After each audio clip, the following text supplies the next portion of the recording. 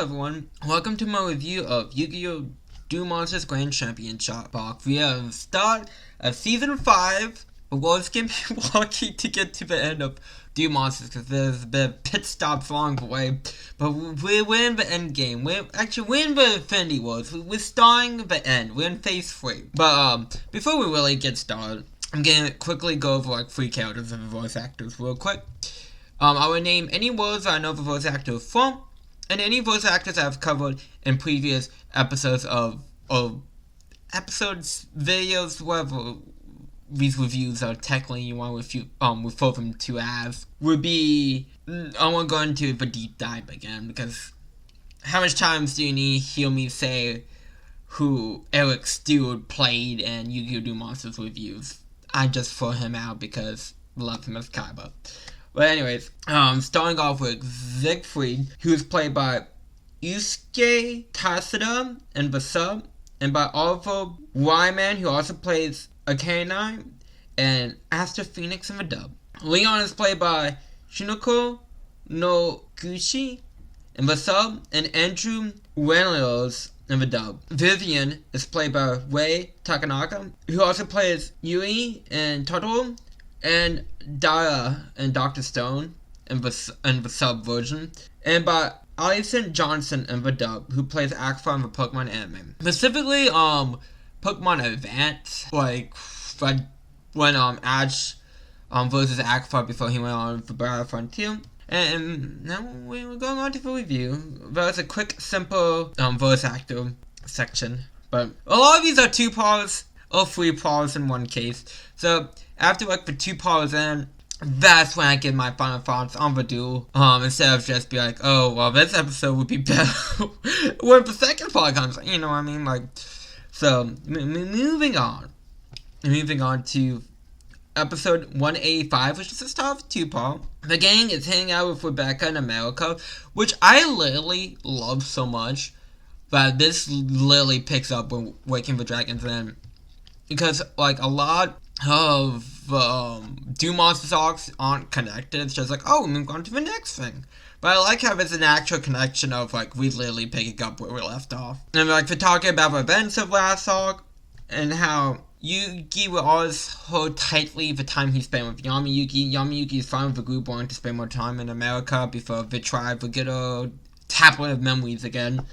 The gang didn't think on how to get home. You think Pegasus will arrange a ride home, but you know, he did, so the camp stuck. Mokobot shows up and says he can take the gang home, but only if they join the KC Grand Prix as a promotional for Kaiba America. Kaiba is so busy that he can't return. Yugi, Joey, and Rebecca agree to enter. A guy named Siegfried also gives an invitation to the Grand Prix, but seems to be up to something. Taya and Rebecca both want to date Yugi. I mean, he is the king of games. I mean, I'm just saying, he can beat you in a quick game of sorry. Joey asks about Mai, but Mokba doesn't know like what she is. He goes like, I will invite her to this, but like, we can't find him. Which I do like that Joey's like worried about Mai like that. We see a kid get his butt kicked by doing computer. The computer has difficult settings and uses other people's duel data. It's a great AI, there you go. Stealing other people's duel data. We meet Leon, and poor Joey, no one knows who he is. No one remembers him, which makes it so much more funnier.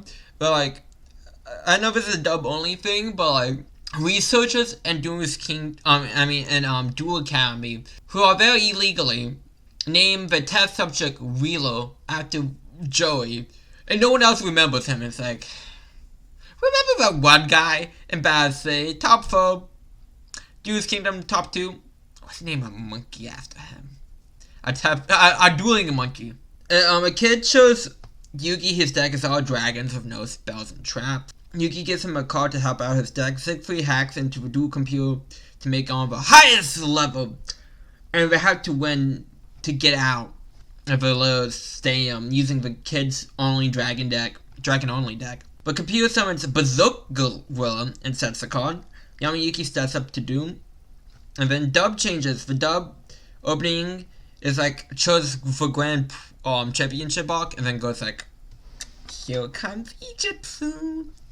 Which kind of sucks because in the dub, which this is what I'm going to cover next, is Capsule Monsters. And then then is Egypt arc due to Capsule Monsters being a dub only thing. Thank you, Focus.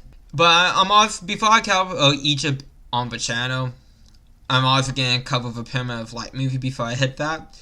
But hey, still, I'm trying to get to Egypt as fast as I can. They got most mentions of Waking the Dragons out for whatever reason. Mokupa's new VA is here, and man, I miss the old one. Not saying the new VA is bad, but I prefer the old voice more. The sense of coffee to make it white? I don't understand. I don't understand why. Maybe it's milk. It's milk coffee with lots and lots of milk. They cut Siegfried's bath scene. Gotta cut that, can't have him walking around naked. They cut Terra daydreaming about Yugi. They show non-dragons of a dragon deck, because the dub had problems keeping the same cards, like, the same in the dub for whatever freaking reason. It says what the card Yugi gave the kid was before the sub does, because the sub kept a bit of a mystery, and the dub was like, he's Harvard underdog. It's like, okay, cool. But moving on to episode 186, Yamayuki summons Petite Dragon. Kaiba finds out that he was hacked. The computer plays cards down but discards the card. The levels of the monster in his hands go down too, and uses to summon El Knight Pacha. The computer plays Robin Goblin. Each time Yamayuki takes damage, he has to discard a card. Pacha destroys Petite Dragon and does piercing damage. And the computer draws a card thanks to Pacha. Yamayuki has to discard a card thanks to Robin Goblin. Berserker attacks directly and Yamayuki discards again. Yamayuki summons Luster Dragon, and I appreciate that they got the names correctly here, and equip it with Dragon Treasure to make a 300 attack and defense, make its attack go up by 300 and its defense go up to 300 as well. Luster Dragon destroys Paw Trap. Since the computer discards the cards down with Sinister Soap and returns to the hand via his own effect. The computer summons Slate Warrior and attacks but gets destroyed, which causes Luster Dragon to lose 500 attack and defense. Berserker destroys Luster Dragon, and Yamayuki has to discard another card. Yamayuki summons the dragon dwelling in the cave. Love that name, very long name. The computer tributes Berserk Gorilla to summon Jinzo, which destroys Robin Goblin. Jinzo destroys the dragon dwelling in the cave. Yamayuki summons Baby Dragon and plays Harvard Underdog. The computer summons Sinister Serpent. Joey specifically destroys Baby Dragon himself. He gets he just takes Baby Dragon out. Jinzo destroys Baby Dragon. Sinister Serpent attacks directly. Yamayuki uses Harvard Underdog. If he draws a normal monster, he can draw again. He does this a bit.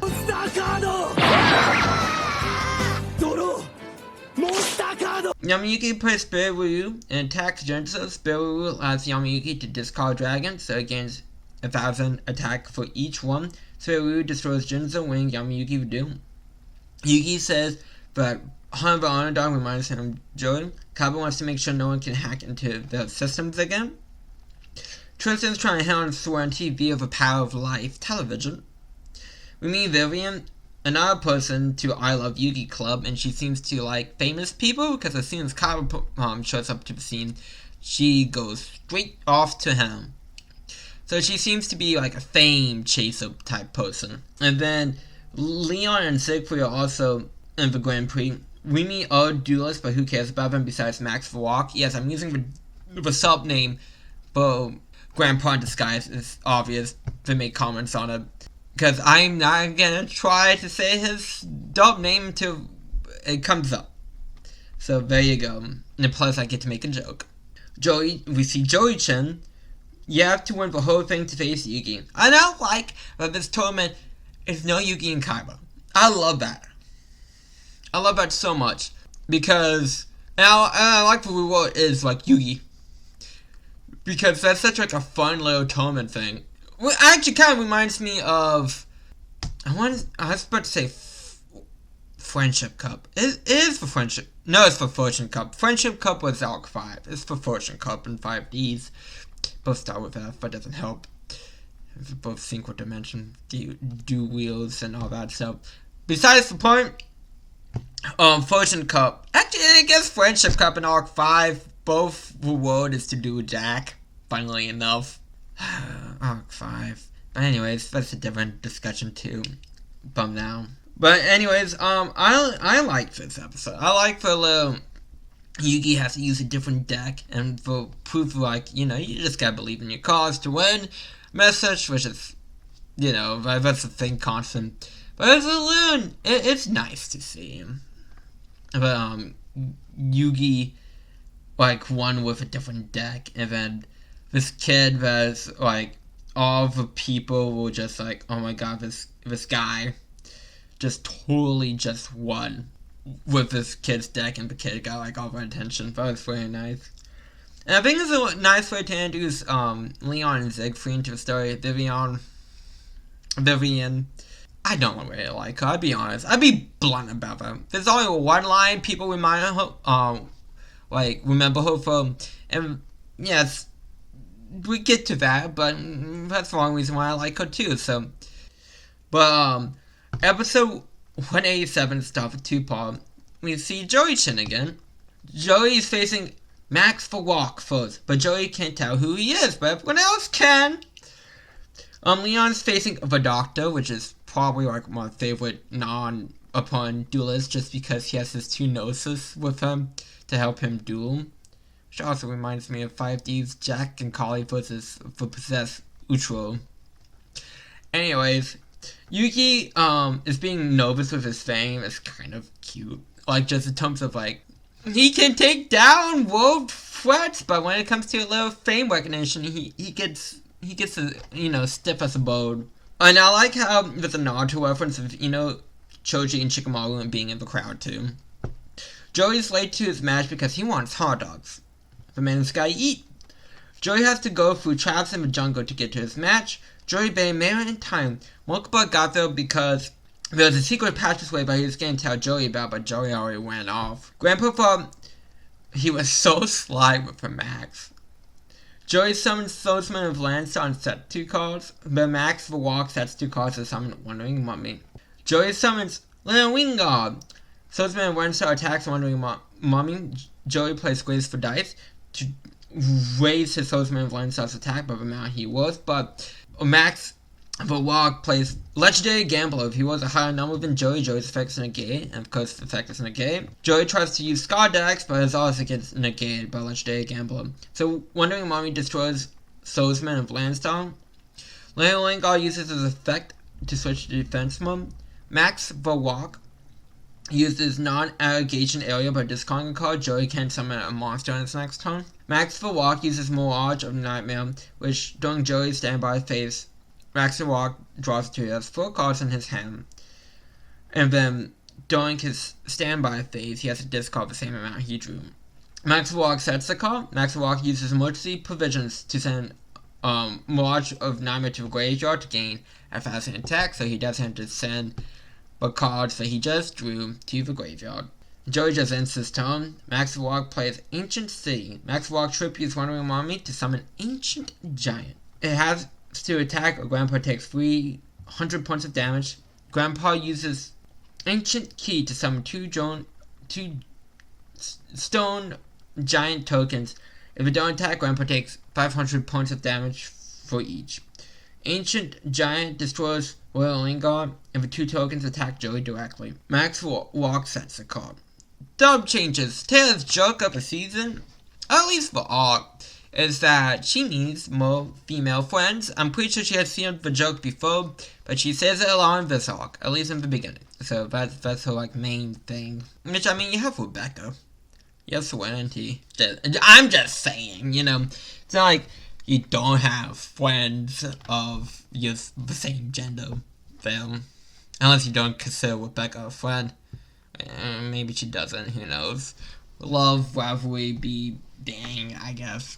But episode 188, Joey summons a Goblin Attack with attacks Ancient Giant, but Max Volrock plays Duel of a Trapper, where Joey has to guess if a card and Max walks hands a monster spell and trap. If Joey gets it wrong, his monster gets passed back to the hand, and Joey gets it wrong, so bye-bye Goblin Attack Force. Joey sets the card. Ancient Giant attacks, but Joey uses Scapegoat to summon 4 tokens, and one of them is destroyed. Max Walk uses Ancient Tome to swap the card in his hand with the card on top of his deck. Max Walk takes 1,000 points of damage since his tokens didn't attack and switch them to D. Joey resummons Goblin Attack Force, and we cut to Leon's Duel for a second to see what he won. And then Rex and Levo back. I hate him. I hate him with a passion at this point. But back to the Duel. Max Walk discards a card to keep Ancient Tome, and since it was sent to Soba, it comes back to the hand. Max Walk switches his tokens to attack by tripping his Ancient Key, and his tokens go in from attack, defense, attack. Max Walk can play Ancient Gate. Then he tributes Ancient Gate, Ancient Giant, and Ancient Tome to summon Ancient Dragon. This has the most complicated summoning condition I think I've ever seen. You have to specifically switch your tokens from attack, defense to attack, and do all this setup to give us one call out. Is it worth it? No. But, you know, you can brag and rights that you got it out. And then, Ancient Dragon is a whale card, and Grandpa wanted to show everyone after getting all his pieces to summon it. And then Ancient Dragon destroys Goblin Attack Force, and when it destroys a monster, it destroys all of Joey's monsters in defense mode. The lesson here is Joey needs to have fun in his duels, which is kind of out of character because Joey was having fun against his duel against Valen, even though his life was on the line. But hey, whatever. Joey needs to have fun. Joey uses Wall of Fate. He draws cards equal to his dice roll and then remove the same amount from his deck. Remove the same amount of cards from play. Joey beats Legendary Gambler this time, so he gets 4 cards. Joey plays Landstar Force to summon Big Deal, Knight, and Grapple of Landstar from his hand. Joey tributes all 3 of his monsters to summon Guilford the Lightning, and since it was summoned this way, using 3 tributes, it destroys Ancient Dragon with its effect. Guilford attacks directly, and passes through Ordeal of a Traveler with a correct answer. Ancient Dragon comes back thanks to Ancient City. Ancient Dragon attacks Guilford. Both monsters are destroyed, but Ancient Dragon comes back. Joey plays Power Green to draw 2 cards. Premature is played by Joey by paying 800 life points. Joey can bring back Goblin Attack Force. Joey uses Giant Shunade to bounce back all spells and trap on the field back to the hand. Joey uses Premature Burial again to bring back Guilford. Guilford attacks Ancient Dragon, and when both are destroyed, Goblin Attack Force attacks directly, and Joey gets his W. Joey's finally on the same page as everyone as to who Max Walk truly is. Grandpa just wants to have fun, which, you know, it's good to see Grandpa dueling. You know what I mean? So, good for Grandpa. Getting out there and dueling with the younglings. I like this duel. This is fun. It's fun to see Grandpa with Joey. Even though, Joey led the most inconvenient boss monster to be summoned. It's still a fun duel. The only problem is, the lessons, Joey's gotta have fun. But, I feel like Joey is kind of past that point a bit, but it's, not a big deal type of thing, so, you know, it's not the groundbreaking Raphael versus Yami people praise so much for, because, oh, well, look how good it was. It's yeah, it's a good duel, but I feel like Yami is past the point of, letting the darkness of his heart take over. Just saying.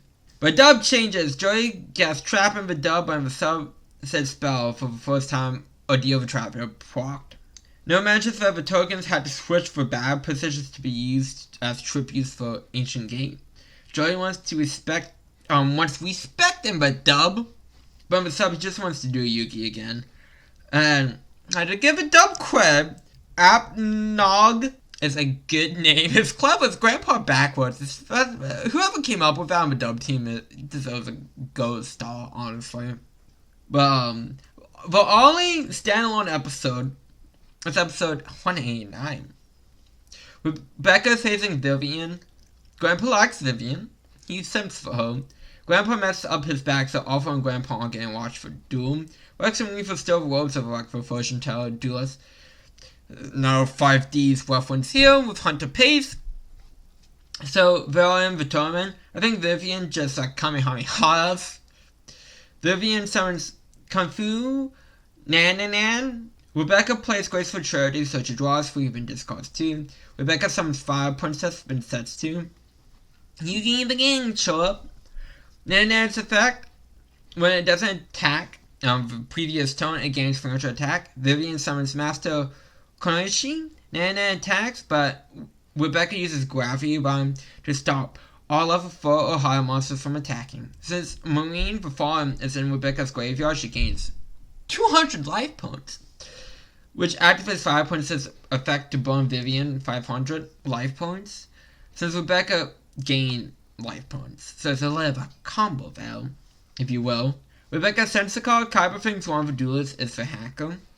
We cut to him for a second. And then we go to like Vivian playing trying to play MST to destroy Gravity Bind, but Rebecca uses Imperial. This arc is a good example of why some of these cards are banned or been wild. We got a giant treated premature burial, since it's so bad. Freaking IO, just all these they ban cards or wild cards. But anyways, Rebecca uses Imperial to stop all spells, and then chains Scapegoat to get 4 tokens before IO goes into effect. Love the good chain. Vivian summons Gao Yu Panda, who gains 500 attack for every monster Rebecca has, so it has 300 attack. 3,300 attack. It destroys 1 Scapegoat tokens and does piercing damage.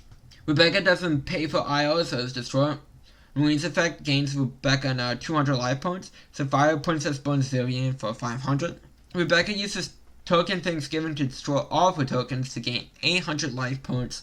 Then Vivian takes another 500 from Fire Princess. Rebecca summons Ejector Fairy Lily and pays 2,000 life points to have it gain 3,000 attack. Lily destroys Gao Yu Panda. Vivian uses Lamia's Claws by tripping her 2 monsters she could to summon Dragon Lay. I'm surprised the name isn't Dragon Warrior Lay or Dragon Warrior, just based off a design. But hey, Dragon Lay is still a cool name. You know what I'm saying? I'm just surprised that the dub name wasn't something like that. If Dragon Lay doesn't attack, it can destroy 1 spell trap card, so bye-bye Gravity Bound. Vivian plays Mystic Eruption. Since Rebecca had a trap destroyed, she takes 1,000 points of damage. Marine's effect procs, so Rebecca gains 200 life points, then Vivian's burned by 500 thanks to Fire Princess. Rebecca tributes to monster summon Guardian Angel Joan. Rebecca uses Silent Doom to bring back Fire Princess. Joan destroys Dragon Lay, and since Joan allows Rebecca to gain Dragon Lay's attack as life points, causing Fire Princess to burn Vivian for 500, winning Rebecca the game. Siegfried is facing Rex and Weevil, and OTK zone with Y of Evacuees, which big guy Y of Evacuees is a fair use. And a version of the song is also fair use. So for us who remember, for us who definitely have Y of Evacuees playing throughout this review, it's such a good song. But I gotta make sure to use the royalty-free version. I like this episode. I like how it shows Siegfried is powerful. And Rex and Weevil are just jokes, and I hate them, and I'm glad that they already lost. And we didn't really spend much time with them. Rebecca versus Vivian's a fun duel. I like Rebecca just being in total control. Basically, it's good to see her live up to the American champ title, honestly, more than anything else at this point, because I really didn't feel like she has lived up to that. It's just a title was slapped onto her and be like, she's strong! But to see her be strong is a nice change of pace. So I appreciate that from this arc. So moving on to the start of another 2-part episode 90. We got a new opening and ending here. World P overlap by Camus is really a good song. And it makes me want to watch the Egypt Park so badly. But it's so good. Okay, so the ending is called Eyes. And it was done by Ichi Ikusawa. And it's pretty good as well. Joey's facing Siegfried next. Siegfried thinks he can beat Joey easily. Mokobot lets Yugi know that someone in the tournament is behind the hacks, and this upsets Yugi. He just wants a fun tournament. Who can blame him at this point? Because everything's got to shit since, like, Duel's Kingdom, man. I like how the Rex and Weave are taken out. They go like, they're gone. Shoo. And I'm like, yes, thank you. They should have been here in the first place, but, you know, I'd take them just gone. Siegfried is more focused on Kaiba than Joey. Joey has a bad hand, so he just sets one. Siegfried plays Grace for Charity to draw a free and discard 2. Siegfried sets a card. Siegfried hacks again using a virus time bomb. Kaiba just randomly remembers Kid Siegfried, not because he saw Siegfried cook, oh, that reminds me of a kid. He just thinks about the kid randomly. It happens, I guess. Joey summons Brigadier of Landstar and equips it with Landstar shots against 600 attack. Brigadier attacks, but Siegfried uses Wormtongue's Judgment to swap a spell card from his hand with the card on top of his deck, and then shuffle to negate Brigadier's attack. Siegfried draws 2 cards via Paw of Green. Siegfried plays God's Arrow's Guidance by sending a spell from his hand to the graveyard. Siegfried gets to set a trap from his graveyard. Joey tributes Brigadier to summon Jinzo, who destroys Siegfried's trap. Jinzo attacks directly. Siegfried plays Riot of Evacuees. Dub changes. The sense of a brain goes to the haunted house, but just blowing out the brain. But also Senso Landstar shot. Because guns are bad. Episode 91. Riot of Evacuees. Spread to summon all the Evacuees from Siegfried's hand to spread to summon 3 Evacuee. Zenith and Evacuee Illis. Evacuee's use effect activates when it's summoned and destroys a monster, so bye-bye Jinzo. Evacuee Illis bans one of Joey's monsters from his graveyard to make its attack equal to it. So if Jinzo banned, Illis' attack becomes 2400. If it attacks directly, for free, Zero's attack as well, but Joey uses Hyper Refresh to double his life points before the attacks happen. Since the combined attack of Siegfried's monsters were higher than Joey's life points, and Joey has no monsters. Siegfried sets the call. All monsters summoned by Riot of Evacuees go back to the deck. Kaiba fixed the hack system, so it's not going out of control now. Kaiba is on to Siegfried. Joey summons Sunsman of Landstar. Sunsman of Landstar attacks directly, but Siegfried uses fictitious meditation by removing Wormtongue's Judgment and negates the battle. Joey sets the card. Siegfried plays Nobu's Treasure, which plays Nobu's Wing on to Salesman of Landstar. Siegfried also draws 5 cards. Siegfried plays, I hate these 3 cards for, like, when we get through, Siegfried plays God's Urus Void, God's Benner's Guidance, and God's Sklid's Oracle. Sklid allows Siegfried to change the top 3 cards in Joey's deck around. Vera lets Siegfried guess the type of card on top of Joey's deck, and if he gets it correctly, the card is forced to be set.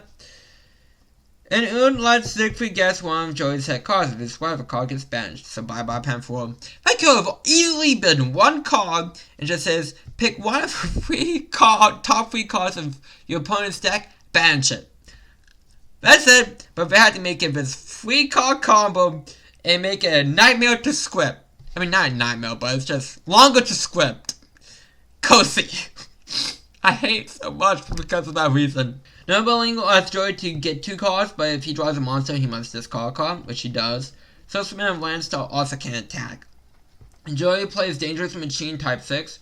During each one of the standby phase, Joey posts a slot, depending on the number, it's what effect he gets. We go through the 3 gods as effect, and Goblin attack first is banished. Yeah, I'm not tapping all that again or saying again. It's just for 3 gods as effect at this point. Because that's just a lot to just go boom, boom, boom, boom, boom. Siegfried sets a card. Joey has to discard a card he drew thanks to Nobu's Ring. Dangerous Machine Type 6 lets Joey draw a card. Joey summons Sasuke Senwan. Siegfried uses Locky's Flames. The monsters under 2000 attack can't attack, but Joey tries to use Grace for dice, but it doesn't work hard enough to make Sasuke Senwan attack over 2000. Leon and Rebecca won the matches. And then we cut to Joey setting a card for 3 goddesses go off and Gilfrey Varana's bench. Siegfried plays Swan Man to summon Valkyrie Esther from his hand. Esther attacks Sasuke Samurai, but Joey uses Silver Dot to protect it. Siegfried resets the card. Dangerous. When Sheen type 6 allows Joey to draw a card, and Joey does draw his 2 cards without having to send one to the graveyard. Joey plays World of Fate to draw a 6 and bans the top 6 cards of his deck. Joey plays Giant Shuriken to bounce back all spells or traps from the field, but Siegfried plays Apple of Alignment to draw a card since it left the field. While Locky's friend leaves the field, it allows Siegfried to summon Valkyria Bruja, who gets 300 attack for every warrior and dragon on the field. Joey tributes Swordsman Landstar to summon a maximum of 6, which gains 1200 attack from its effect. Joey plays Star Blaster by trimming Sasuke Samurai, plus a die, or going for dice. Allows Joey to summon Were Eyes, maximum 6 attacks Bruja, but it's not destroy things to its whole effect by giving up 1000 defense points. She's safe. While it destroys Estem, Joey replays Dangerous Machine and sets a card. Siegfried equips a Chainman So Nothing to Bruja, which makes so gain 400 attack and to banish Were Eyes. Siegfried plays Rainbow Bridge Warfox to have Bruja gain 500 attack for every banished monster.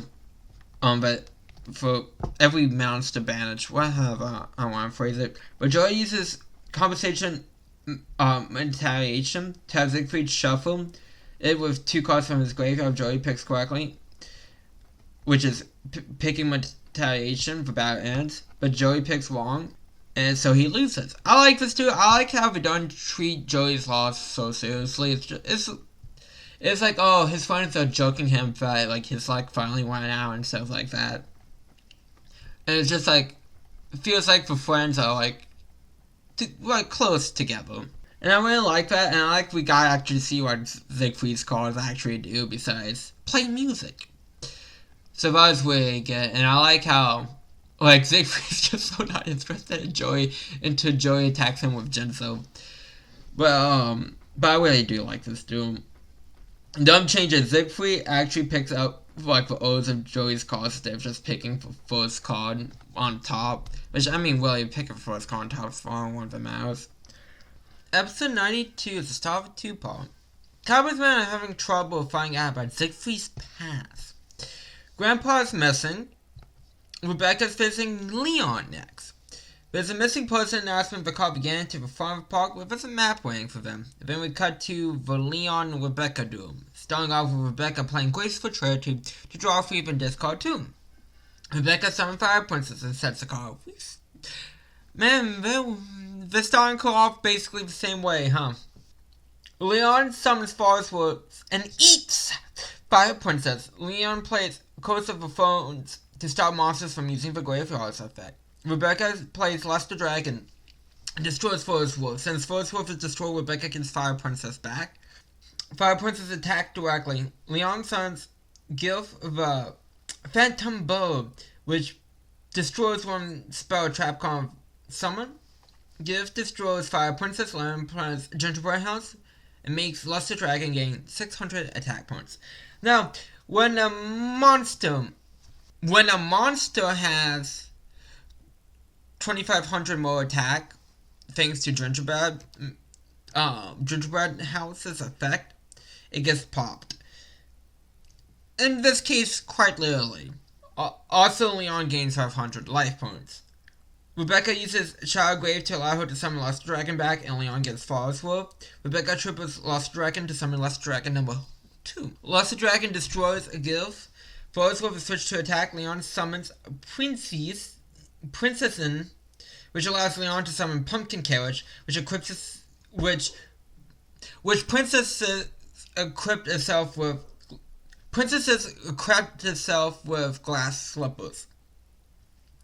Pumpkin Carriage also allows Princessin to attack directly. After that happens, the glass slippers find the way to Luster Dragon number 2. Gotta make the feet pretty. Callie, let me smell your feet! Which, are glass slippers very attractive? I don't know. I'm sure someone somewhere do like that stack of glass slippers. Which makes it lose 1,000 attack. And it can't attack Princessin. Forest Wolf eats Luster Dragon number 2. Glass slippers re-equip to Princessin. and she gains 1,000 attack. Leon sets the card. Rebecca uses Tribute to Doom by discarding a card to destroy Forest Wolf, so Lost Dragon number 2 is free. Rebecca plans Stamping Destruction to destroy Gingerbread House and deal 500 points to Leon. Lost Dragon number 2 attacks Princess, but Leon uses Mirror to destroy Lost Dragon number 2. Princesses attack directly. And dub changes. The dub doc is like the epitome of the American healthcare system in a nutshell. Because like, oh, Grandpa's gone. He's here's the bill. We're not gonna address the fact that a patient is missing.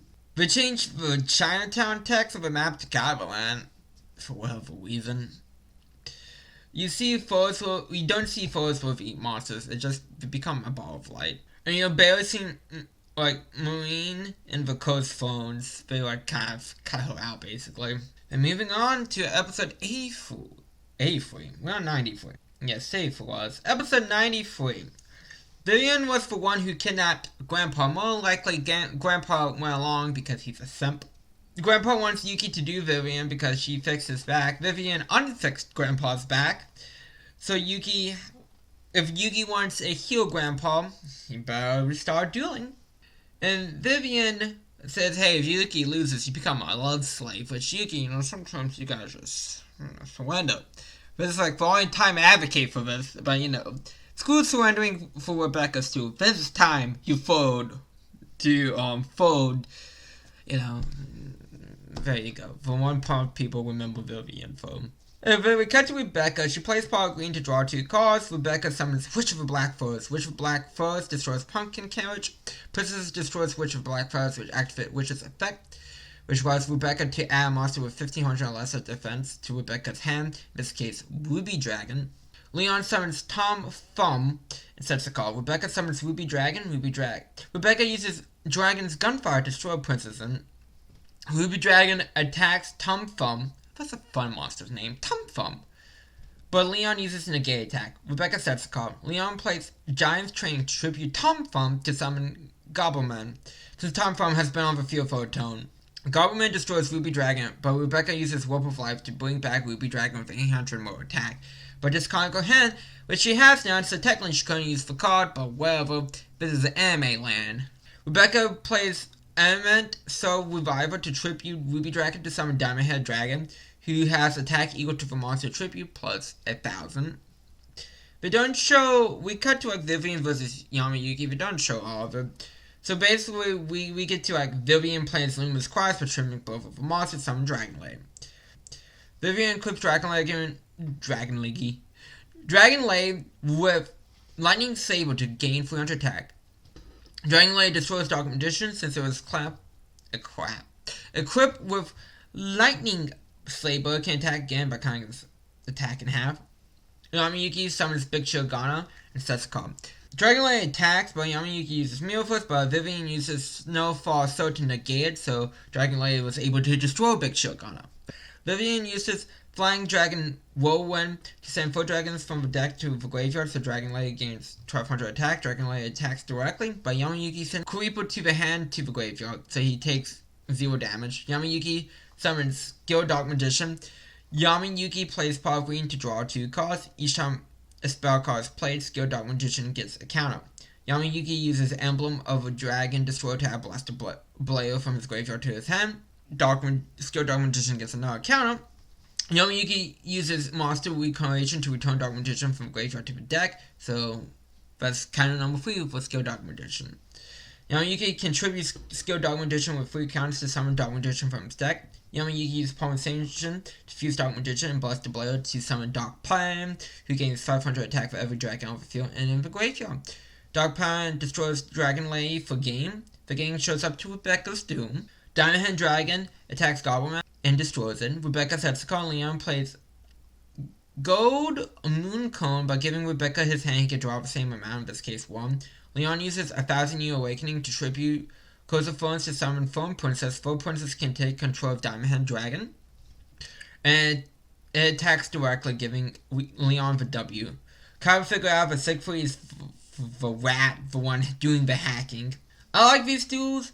Like, it's nice to see Doc playing again. Really, that's like main reason of like the Villain doing why. I'm like, okay, that's cool. But other than that, it's just, it's just, I feel like to fill a bit of time the episode, which is fine. Like, I would rather them kind of do something like this and opposed to like kill a kill, when it's just like, oh, we gotta fill time, let's just kind of like basically retread ground again and again and again and again and again. Anyways, but like the Leon vs. Rebecca duel is also fun. So I like seeing all the fairy tale creatures that Leon plays. It's super fun and entertaining. Even though I don't know all of them, it's still fun to see. And Rebecca's deck is Rebecca's deck. It's like Kaiba's, Yugi's, and Joey's when it's like no really cohesion. But, it's still fun to see some of these cards. Like Fire Princess and Baname. So, can't really complain. But, dub changes. Vivian did not seduce Grandpa in the dub. There's no seducing a Grandpa.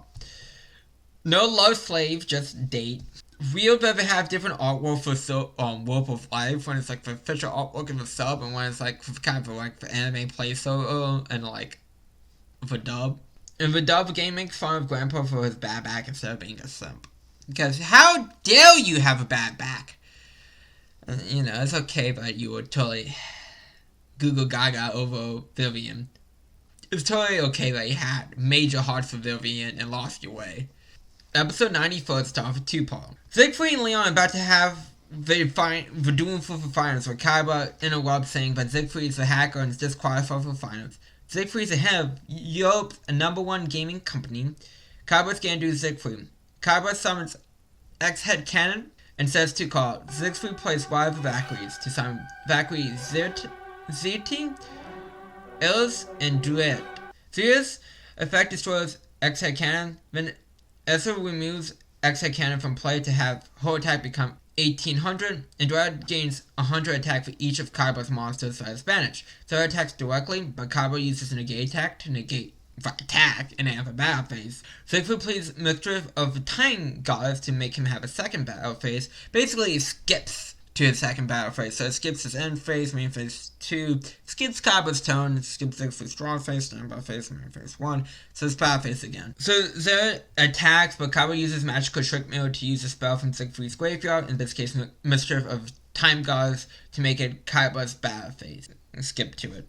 Kaiba summons Z Metal Tank. Kaiba starts to summons Clone Dragon, which becomes a clone of Metal Tank. Since the end phase of Siegfried's first turn was skipped, his Valkyries get to stay on the field. Siegfried plays Valkyrie's Embrace and switch direct. By doing so, Embrace removes Z Metal Tank from the game. Zeus destroys Clone Dragon, and Zera attacks directly. Kaiba summons Pitch Dark Dragon and sets the call. Siegfried switches Zera back to attack. Zera destroys Pitch Dark Dragon, but Kaiba uses flat level 4. That allows both players to summon a monster from the decks. A level 4 monster from the decks. Kaiba picks White Dragon Head, and Siegfried picks another Dwight. Kaiba plays Power of Greed to draw 2 cards. Kaiba plays Dimensional Fusion, but paying 2,000 life points, he can summon all of his banished monsters. Kaiba uses Soul Absorption for each time a card is removed from play. He gains 500 life points. Kaiba removes his 3 monsters to summon XYZ Dragon Cannon and gains 1,500 life points. XYZ Dragon Cannon destroys one of the Dwights. It's hinted by the reason why Siegfried hates Kaiba is that Kaiba beat Siegfried to make a deal with Pexis for Soul Vision. Siegfried plays Nurburg's Treasure, which puts a ring on XYZ Dragon Cannon, and Siegfried draws 5 cards. XYZ Dragon can attack, and Kaiba draws 2 cards during his draw phase, and one of them is a monster. He has to discard a card. Siegfried tributes Dora to summon a Fortune Chariot and equips itself to Zera. By having his attack, it can attack directly. Siegfried uses MST to destroy Soul Absorption and sets a card. Dub changes! Siegfried is doing for his spawn of Atonement with dub, which isn't the case of a sub. Like, I don't know. Well, because, like, Leon is like, oh, I don't know who I'm dueling next. And the game's like, we don't know. It depends if what Kaiba, if he wins or not. It's like, that's not how this works, but okay. So, Whatever you say, folk kids. Episode 95. Kaiba draws 2 cards thanks to Nobu's Lings and Setsuko. Zero attacks directly thanks to Fortune Cherry, but Kaiba uses Tyke Gai's armor to change the attack target, but Siegfried uses Warrento's Judgment to exchange a spell card in his hand with the top card of his deck to end the battle phase. Siegfried plays Gai's Ua's Vortex, Gai's Bannerless Giant, and Gai's Skillets Oracle, which allows Siegfried to banish a top 3 cards of Kaiba's deck. In this case, it was a Blue Eyes. Again, I'm not repeating all the Goddesses in an individual effect. Baseline banishes a card Kaiba's top 3 cards in his deck. Kaiba draws 2, but has to send a Blue Eyes to the graveyard. Kaiba uses Monster Reborn to bring back said Blue Eyes. Blue Eyes attacks Zero, but Fortune Share is destroyed instead. We do the Goddess' effect, and Lies the Dragon number 2 is banished. Siegfried uses Griffin's Feather Duster to destroy all his spells and traps to gain 1500 life points. Siegfried tributes his 2 monsters to summon Buha, who gains 300 attack for every dragon on the field. Kaiba draws his 2 and discard a card. Blue Eyes attacks Buha by giving up 1,000 defense points. It lives. Kaiba sets a card. Blue Eyes switches to attack. Siegfried equips her with Enchanted Sword. Nothing, so all the dragons are banished on Kaiba's field, and Buha gains 400 attack and destroys all the dragons when Buha attacks them. Siegfried uses Pegasus Wings by having Buha's attack. It can attack directly, but Kaiba uses Shrink to have his attack again so he doesn't lose. Siegfried's family was just second third to Kaiba Cup in terms of weapons and then the game industry. And Siegfried wanted Pegasus to drop Kaiba and pick him for Solid Vision instead, and Kaiba was like, I don't care about you, really. And while connection is, Kaiba draws his 2 cards. Kaiba plays Graceful Charity to draw 3 and discard 2. And one of the cards he discards is a Blue Eyes. By removing Blue Eyes and Pitch Dark Dragon from the graveyard to banish them, Kaiba can summon Chaos Emperor Dragon Info of the end. Chaos Emperor's effect sends all cards of the hand to the graveyard. Sends all cards of the hand in the field to the graveyard, but Kaiba needs 1,000 life points to use the effect. So, Kaiba sets the card and uses Emergency Provision to send back a card to the graveyard to gain his 1,000. And also for every card sent to the graveyard, Siegfried takes 300 points of damage. Siegfried plays Paw of Wheat to draw 2. Siegfried plays Magical Arms. So basically, you declare the amount of spells you will use per turn. You get 500 life points for each card you declare. If you don't use at least the amount of cards you declare, you lose 1,000 life points. Siegfried says he will use 2 spells, so he gains 1,000. Siegfried plays Final Light to pay 1,000 life points, summon Buha. Kaiba gets Cave Dragon. Buha destroys Cave Dragon. Kaiba says he will use 4 spells, so he gains 2,000 life points. Kaiba uses Carved Demise to draw until he has 4 cards in his hand. And then he has to send his whole hand to the graveyard 5 turns later. Kaiba uses Soul Release to banish Chaos Emperor Dragon. Kaiba uses Spell Reproduction to get back Fusion Dimension by discarding 2 spells. Kaiba pays 2,000 life points to activate Dimensional Fusion to special summon 3 Blue Eyes, Lost Dragon number 2, and Chaos Emperor Dragon. Lost Dragon number 2 attacks Buha. Lost Dragon number 2 gets destroyed, but because of that, Buha loses attack. Chaos Emperor Dragon attacks Buha, but is Chaos Emperor Dragon is destroyed, but Buha lives by sacrificing 1,000 defense. Blue Eyes number 1 attacks Buha, but it also gets up 1,000 defense to survive. Blue Eyes number 2 attacks and destroys Buha. Blue Eyes number 3 attacks directly for game. I love this duel so much. I love how Kaiba just uses Chaos Emperor Dragon and Van. I love how Kaiba just fucking destroys Siegfried. It's satisfying, it really is. It's an easy to whip off Band-Aid. Satisfying. It doesn't hurt, very satisfying. But there's a poorly translated version of the final moments of this duel on YouTube, where it's get all the names wrong and stuff, Blue Eyes with Green Eyes. It's kind of funny. But I love this duel so much, and I love how much Kaiba is just so Kaiba doing it. So, episode 196 is the start of a free poll, and there's final batch of episodes. And I love how much Kaiba treats Siegfried as a non-friend after he loses. It's funny. Kaiba, I love you. Never change. Siegfried gives Leon a card before his duel with Yugi. I like how we see Voodoo Child, which is kind of cool, but Kaiba's kind of like, again, more of accepting of his past and have something like, for Bias say like finals in his like little amusement park. And we see Mai watching Voodoo, which is nice to see Mai's doing well. Leon's acting differently. Leon summons Forest Wolf. Yamayuki uses polymerization to fuse Gazelle, the king of mystical beasts, and both meant to summon Chimera with flying mystical beasts. Chimera destroys Forest Wolf. Leon summons Little Red Lion Code. Yuki, Rebecca, and Kaiba notice that something's different about Leon. Yamayuki summons Obnoxious Captagon. Obnoxious Captagon destroys Little Red Lion Code, which triggers her effect to allow Leon to summon Forest Hunter. Forest Hunter's effect allows Leon to banish Chimera from play.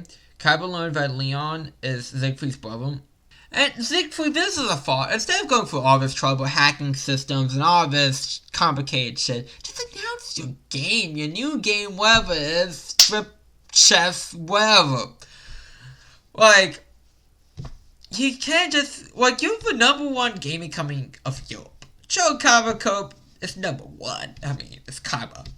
But, like, I'm sure people are still excited for shovel throwing or whatever you plan on doing. Like, Duke got Dungeon Dice Monsters off the ground, and he's an indie developer. Like, you can't. It's silly, man. A bit silly. Leon never felt like he had a place in his family. So, like, when Siegfried finally asked for Leon's help, it meant a lot to him. Like, it's so bad that, like, Leon's mother, like, basically only, like, child, like, Siegfried with attention because he's, like, she was like, Siegfried needs to, like, bring honor back to, like, this troll family. Like, Leon got into doing by watching Doom Monsters, like, via, like, Duel's Kingdom on tape, which is always, like, in line with the GX manga of all things, which that is a different video entirely. The GX manga, not the fact that they have tape of Duel's Kingdom, which that, you know, those secret canons all over the place. It's like Cell, relay, like, robots, you know, to, like, get data for, DNA of files to implant the, in Cell. I feel bad for Leon because you see, like, him, like, really loving Duel Monsters, and he's acting different to, like, you know, make his family proud, and he just wants to be loved. See, this is how you do, like, backstory that is, like, impactful. And I feel like it's, like, you get to know the character a bit, and then, like, you go, okay, here's the backstory, and, like, it lines up, and it feels good that it, like, lines up and track. And, like, they don't bother, like, really giving Siegfried, like, a tragic backstory. They give him a backstory of why he's doing what he's doing. But, like, he's an asshole. like, he doesn't change the fact that he's an asshole. Trying to destroy Kaiba for petty fucking reasons. Billionaires of big companies, apparently, they pay. There's plenty of examples, but, like, that doesn't surprise anyone, really. But, like, it's just kind of... like, you know what I mean? It's like, and I have a feel of need of giving everyone a tragic backstory, and they picked and choose correctly on this, which is appreciated. Leon summons Iron Hans, which allows Leon to summon Iron Knight. Dub changes, Rebecca, I'm gonna have to correctly. Joey lost his second duel, not his first. And Leon's, mother's voice, when I first heard it, caught me off guard, because her voice was something I expect for the GX anime, not Duel Monsters. Like, GX has, like, all the accents, like, really deep accents and stuff like that. So when I hear, like, a little, like, thick, like, stereotypical, like, German accent, like, I burst out laughing because it caught me so off guard. I wasn't expecting it. But I get to the GX dub when I get to the GX dub. Can't wait to talk about Save Me, Jesse! But, like, we get to Season 3 of GX when we get to Season 3 of GX. But, moving on to episode 97. Leon plays Iron Cage to send Iron Hans to the graveyard. When Iron Hans leaves, Iron Knight gains 1,000 attack points. Iron Knight destroys Obnoxious Captagon. Forest Hunter attacks directly. Leon only had Fairy Tales as his friends, like, as a kid. And Leon, like, roared aloud to Pexis to be like, hey, can you make these cards? And he did. Yamayuki summons Queen's Knight and destroys Forest Hunter. Yamayuki sets the card. Honor Hans returns to the field, and Honor Knight loses 1,000 attack, but another Honor Knight is summoned. Leon uses Spinning Wheel Spindle to destroy Queen's Knight with tones and free tones. Honor Hans attacks, but Yamayuki uses Miracles to destroy all of Leon's monsters. Leon plays Wall of Life to get back Honor Hans, so he gets another Honor Knight. Yamayuki plays Paw of Greed to draw 2 cards, and since he drew Wall Upon, he can special summon it. Yamayuki tributes Wall Upon to summon Dark Magician Go. Dark Magician Go destroys Honor Knight.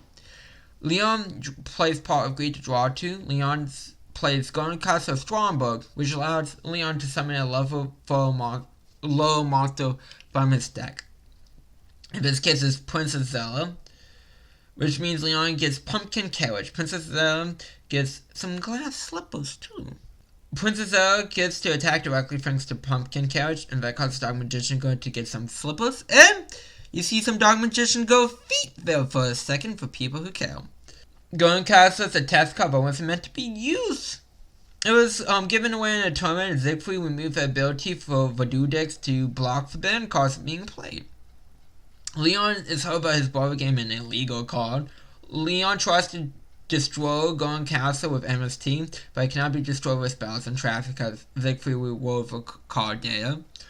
Golden Castle launches a virus in Cabba's computers to wipe out all new monsters there, and Golden Castle has to be destroyed for the virus to be destroyed. I like how, honestly, they didn't make Leon turn evil. Like, Leon just wanted to, like, help his family, and, like, but, like, as soon as, like, he realized his brother is a bit crazy, he's like, nah, that's not how I want to do, and tries to make things right, but he can't because his brother was a bit firm.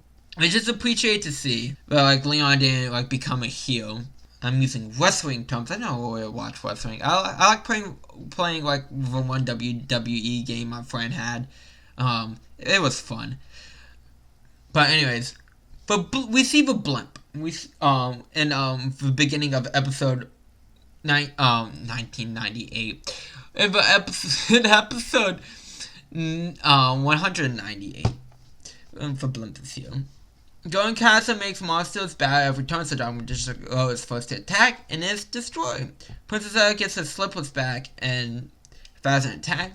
Also, since Dark Magician Go is destroyed, Yamayuki takes half his attack as damage. Cabba's trying to do damage control with a virus. Yamayuki sets a card. Golden Castle makes Yamayuki send half of his deck to the graveyard as cards. Duel decks are starting to not work around the world. I mean, likely this duel still works for all of it. Leon summons another Forest Wolf. Princess Zella attacks directly. Forest Wolf attacks directly, but Yamayuki uses Dark Magical Retribution to summon Dark Magician Go from its graveyard and destroys Forest Wolf. Dark Magician Go is also destroyed at the end of the battle phase. Yamayuki gets Queen Knights back and sets 2 cards. Yamayuki plays Card Secretary, so both players are drawn to have 6 cards in their hand. Yamayuki summons King's Knight, which allows Yamayuki to summon Jack's Knight. Yamayuki plays World Straight by Champion's Knight. He can summon World Straight Slasher, which actually, funnily enough, for the random pack opening for November, I do have Battle of Legends Crystal Revenge pack set up, which is set for released World Straight Slasher and World Straight for the first time in the card game. So, coincidence? Yes, but hey, gotta work with coincidence in. World Straight Slasher allows Yamayuki to send monsters levels 1 through 5 to the graveyard to destroy all cards Leon controls. But Golden Castle isn't destroyed, but because it can't be destroyed by card effects. Of course it's not. Just in general, I like how Siegfried doesn't specify it. He can expel traps. Oh, by the way, also monster effects too. Wants to keep at him. Yamayuki plays Time Travel to remove World Straight Slasher into the next end phase. Golden Castle is destroyed because Yamayuki has 1 card in his deck, so he can't send half. World Straight Slasher is back. Leon plays Monster Reborn to get Princess back and gets another Pumpkin Carriage. Leon tributes both of his monsters to summon Hexia Trude. Hexia Trude destroys World Straight Slasher and gains 400 attack. And when she destroys the monsters, Yamayuki sets the card. Yamayuki uses Emergency Provisions, which is, funnily enough, a card that's basically used in most duels in this arc. which is kind of funny to me because that's kind of like a card associated with Jay and Yugi, just because of his. Actually, Max Rock also used it, like when March of Nightmare, emergency provisions combo though. But Yamiyuki uses emergency provisions to send the card just set to the graveyard to gain 1,000 life points. Yamiyuki uses Monster Reborn to bring back Dark Magician. Yamiyuki uses Mercy to summon 4 monsters from Leon's graveyard to summon them to Leon's field. In each of time one of his monsters is destroyed, Hextrimary loses 600 attack. Yamiyuki uses Diffusion Wave Motion. By paying 1,000 life points, Dark Magician can attack all monsters, which gives Yamiyuki the win. Kaiba already recovered from the virus. Leon made up with his brother by saying, "Hey man, don't give up. No need to destroy Kaiba Cup. We can be good on our own." And the gang finally are going back to Japan. I like this dude. This dude is fun. I like how invincible the Golden Castles of Strongbow seems to be, but it doesn't overstay its welcome at the same time. And we get to see more Fairy Tail cards, and we see a cool Poco Knight card. But again, took a freaking forever to come out here with TCG, but again, it's finally here.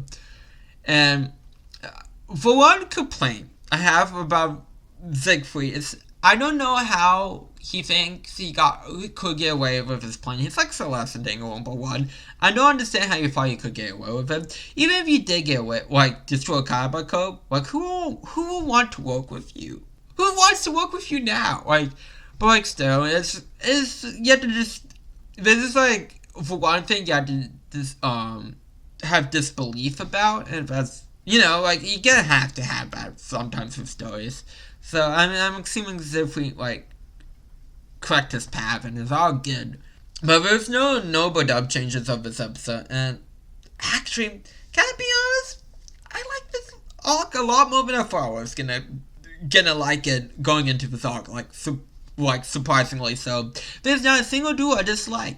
Can't say that about Duelist Kingdom. Can't say that about City. And you definitely cannot say that about Virtual Arc. And you can't say that about Season 1 filler. So and you can't say that about Waking Up a Dragon's Evil. All these arcs at least have one duel I dislike. Besides Battle City Finals. That was perfection. Now this is I don't want to say a nothing arc, but I like how the stakes are low. It's a bit of a breather from Waking of the Dragons to Fatal Memories arc, which again, this can be 2 Yu-Gi-Oh reviews before we get to that, but it's a breather. It's a nice little breather that it's show the stakes, but it's a fun little tournament thing just to help you relax before the next big arc, which is appreciated, and I appreciate it for it that way. And I like how Leon and Siegfried are opposite of Mokba and Kaiba, which Kaiba and Mokba have the tightest. Kaiba and Mokba have the tightest bond ever, and Leon and Siegfried Siegfried learns for opponents of family and trusting his brother through this arc, and I feel it did a better job of that than the Noah arc. The Virtual Warlock, it was very more focused on Kaiba, because I would argue, really, I don't know, I would put Siegfried and Leon as the protagonists of this arc, truly.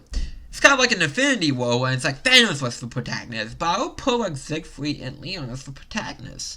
It ain't Joey, ain't Kaiba, ain't Yugi. It's the Trolls, which is for new characters we haven't seen before. To be part of a protagonist world arc, it's kind of cool. Would I prefer a Joey arc somewhere in Duel Monsters? Yeah, but I feel they did a lot with Joey. So I'm not upset that it isn't one. But this was a nice arc, and I think I'm gonna give it an 8 out of 10. I really liked it. So if you guys like this review, give it a thumbs up. If you didn't like this review, give it a thumbs down, and subscribe if you like to see more for us reviews in the future, and I will see y'all next time. Bye.